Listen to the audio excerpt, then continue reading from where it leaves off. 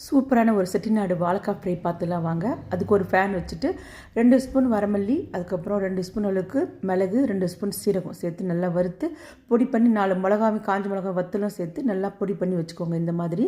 அதுக்கப்புறம் ஒரு சின்ன மிக்ஸி ஜாரில் ஒரு கைப்பிடி அளவுக்கு சின்ன வெங்காயம், ஒரு 10 பல்லு பூண்டு, ஒரு தக்காளி, கொஞ்சம் கொத்தமல்லி, கொஞ்சம் கருவேப்பிலை இதையும் சேர்த்துட்டு நல்லா கொஞ்சம் அரைச்சி எடுத்துன்னு வந்து வச்சுக்கோங்க. தண்ணி சேர்க்க தேவையில்லை, அதிலே தண்ணி இருக்கும்.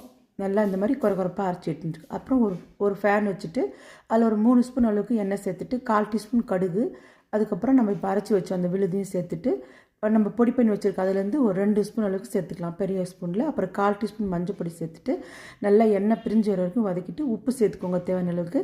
அதுக்கப்புறம் வாழைக்காவை சேர்த்துட்டு நல்லா கலந்து விட்டு புளி தண்ணி மட்டும் இதில் சேர்க்கணும், புளி தேவையில்லை. நல்லா கொஞ்சம் 5 நிமிஷம் ஸ்லோவில் வச்சு ஃப்ரை பண்ணி எடுத்தால் சூப்பராக இருக்குங்க செட்டிநாடு வாழைக்காய் பெப்பர் ஃப்ரைங்க.